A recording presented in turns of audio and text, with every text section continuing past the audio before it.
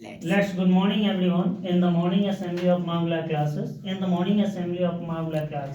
we would like to know about some of the important daily usage of the sentences where you may have to use them in the warmth of spoken English. So by heart of these sentences as soon as possible.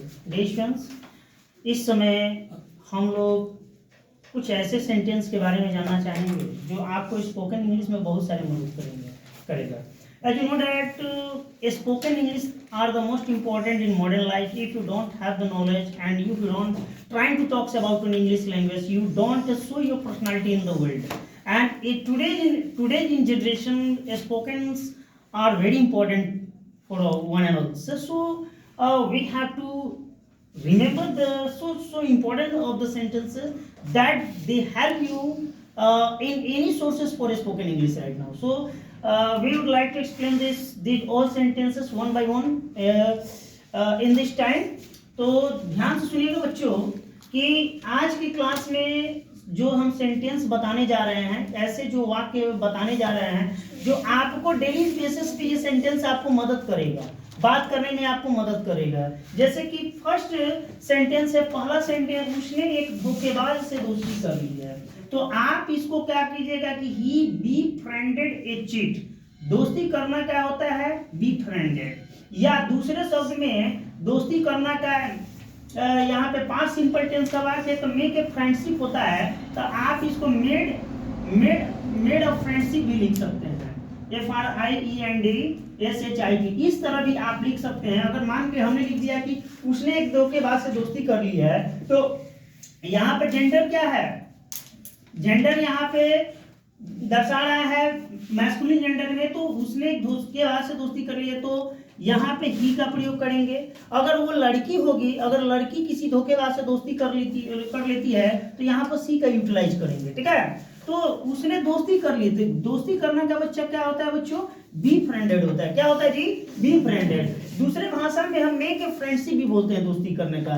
क्या करते हैं जी? Make a friendship भी बोलते हैं. लेकिन दोनों sentence अपने अपने स्थान पे सही हैं. ठीक है, तो एक धोखेबाज की इंग्लिश क्या होता है? चीट होता है. ठीक है, या एक चीटर भी बोल सकते हैं, CHEATER, चीटर भी बोल सकते हैं. देखिए, तो यहाँ पर धोखेबाज के लिए चीटर भी हो सकता है और चीट भी होता है. कोई कहता नहीं यू चीट मी, यानी तुम मुझे धोखा देते हो. तो यहाँ पे देखिए, यहाँ पे चीट एक नाउन भी बन के आ जाएगा और वर्ब के भी बन के आएगा. ठीक है, लेकिन यहाँ पर आप चीट और चीटर में जो भी समस्या है आपको सोल्यूशन कर लेना है. ठीक है, अब देखिए, हमने या तो हम बोल सकते हैं he made a friendship a cheater या he made a friendship a cheat. ठीक है, इस तरह से आप कर सकते हैं. ठीक है, दूसरा सेंटेंस है, आप लोगों तुम्हारा दोस्त कौन है? आप कहते हैं ना कि who is your friend.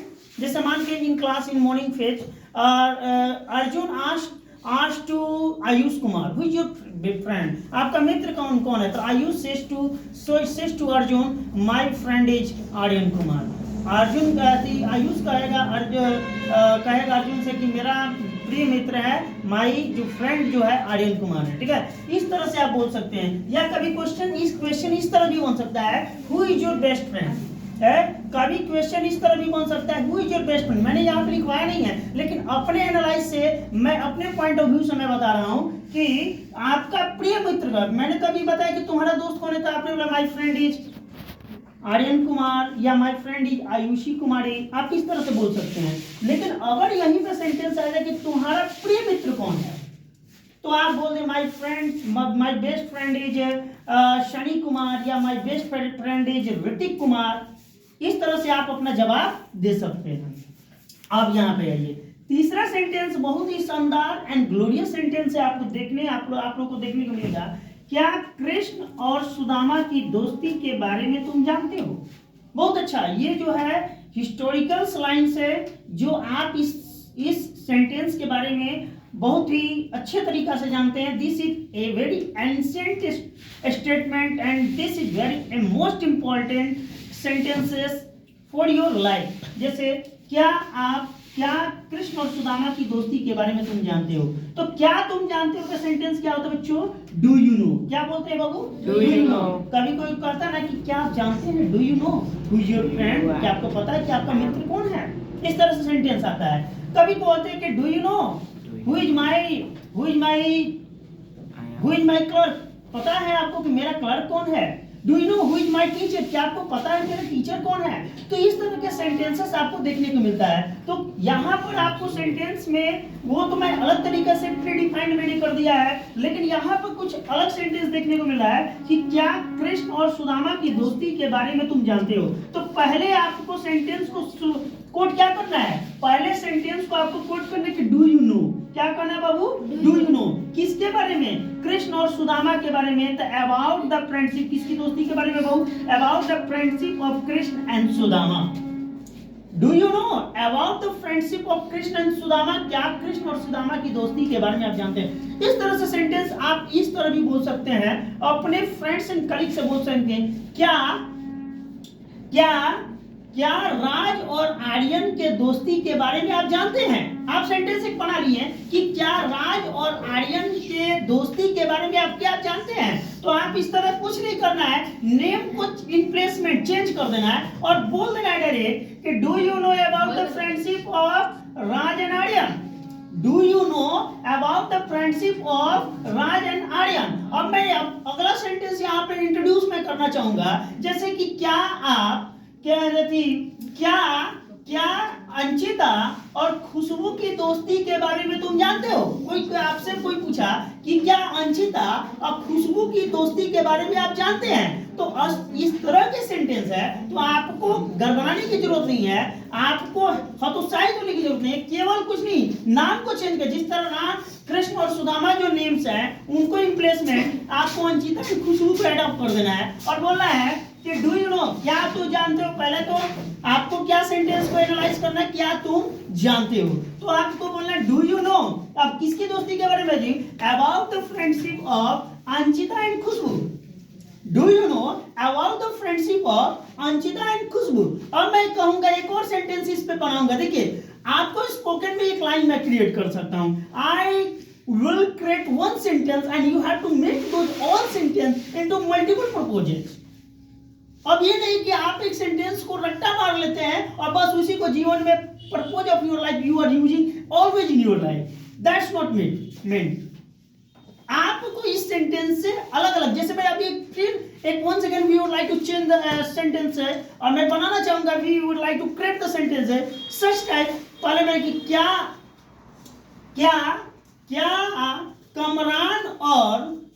Kamran और एमडी कैब की दोस्ती के बारे में तुम जानते हो।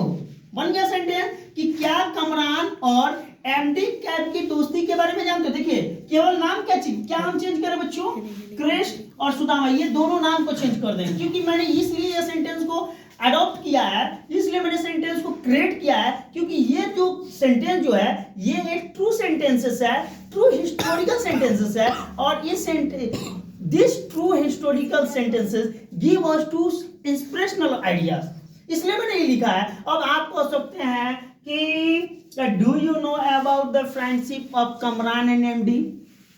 Do you know about the friendship of Kamran and MD. इस तरह से सेंटेंस आप बना सकते हैं। अगला सेंटेंस यानी चौथा सेंटेंस आपके सामने आएगा, आपके समकक्ष आएगा कि पहले बच्चे अपने माता पिता की बात मानते थे। पहले बच्चे अपने माता पिता की बात मानते थे। तो ये जाहिर से this is universal truth that in earlier life all childrens are respected to parents, but today's life students and all childrens are disobedience. Students हो या जो भी हो, वो अपने पेरेंट्स के प्रति क्या होते हैं, डिसओबीडियंट हो जाते हैं। तो इस तरह से सेंटेंस में कि अगर जैसे देखते हैं ना कि जैसे गुरुजनों के प्रति बच्चे डिसओबीडियंट हो जाते हैं, तो छात्र स्वयं के लिए बच्चे अपने घर पे होते हैं डिसओबीडियंट हो जाते हैं। तो इस तरह के एनालिसिस से हमेशा देखने को मिलता है। आज के मॉडर्न इंग्लिश में या मॉडर्न जनरेशन में मैं बात कर रहा हूँ, ठीक है। पहले बच्चे अपने माता पिता की बात मानते थे, तो पहले की बात हम क्या करेंगे बच्चों, अर्लियर बोलेंगे। पहले जब भी आएगा तो अर्लियर बोलेंगे। Earlier children obeyed their parent, पहले के बच्चे अपने माता पिता की बात मानते थे। अब इसी तरह से बोलेंगे पहले के छात्रगण अपने शिक्षकों की बात मानते थे। Am I clear?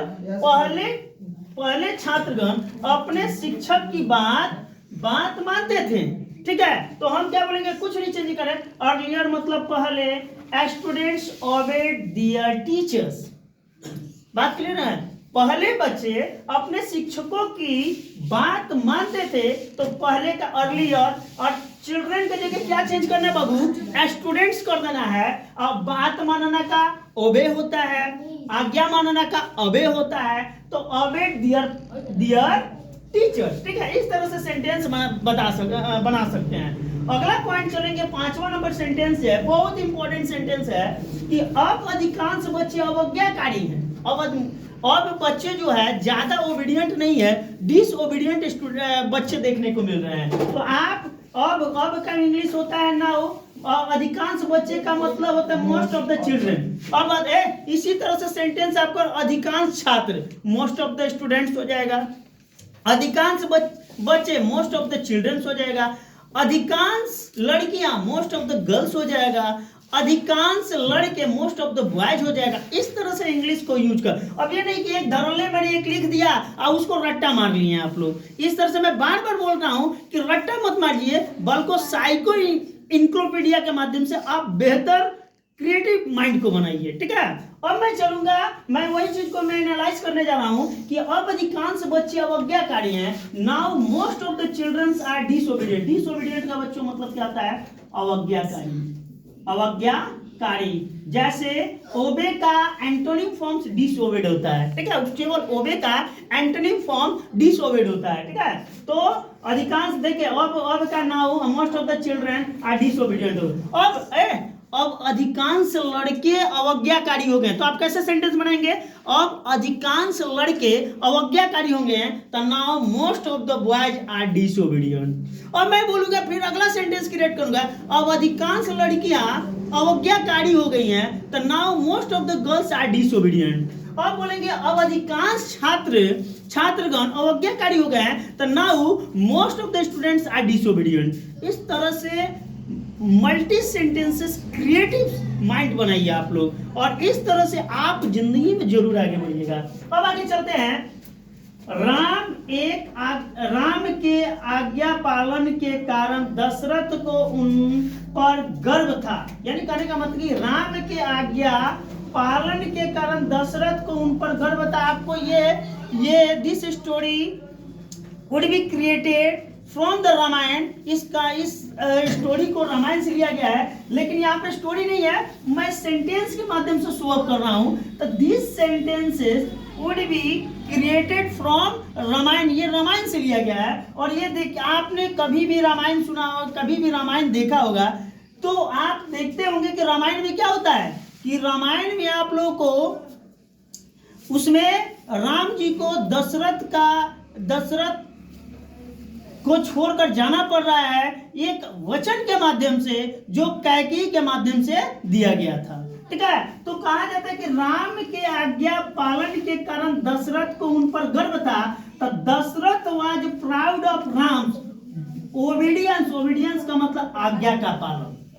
भाई दशरथ उस बात को क्यों नहीं गर्व होगा कि जो एक बार पिता ने कह दिया कि ये मैंने कैकेयी को वचन दिया था और उसको पालन की वजह से मैं तुम्हारा परित्याग कर रहा हूं। तो ये सुनकर राम ने एक शब्द नहीं बोला, राम ने दशरथ जी से एक शब्द हाँ या ना किया और डायरेक्ट अपने आप को वनवास को चले गए। तो यही कहा जाता है कि Dashrath was proud of Ram obedience. Ram की आज्ञा के पालन के कारण दशरथ को उन पे गर्व था। आप कह सकते हैं कि आप ये भी कह सकते हैं, आप कह सकते हैं कि I am proud of your obedience, मुझे आप पे आज्ञा पालन पे गर्व है। तो इस तरह से सेंटेंस आप बना सकते हैं, मुझे सलाह मत दो। आगे चलते हैं, मुझे सलाह मत, डोंट एडवाइस मी। अगर कोई कहता है ना आपको ज्यादा सलाह देता है, एडवाइस देता है, ये करो वो करो, डू दैट दिस दैट, तो you have not to be hesitations over there. You don't advise me. ज़्यादा मुझे सलाह मत दो. So dear students, these all sentences are on the board. These are very precious, and I am very hopeful to say that if you are combined into your mind, these all sentences would be very frankly spoken English, and I am sure to everyone that would be very important, and this would be gives you a clarity for a spoken English. So for your knowing for these all sentences, thank you very much, and give your advice into the comment box. This if any kind of this problem, this would be suggested into the comment box. Thank you very much everyone right now.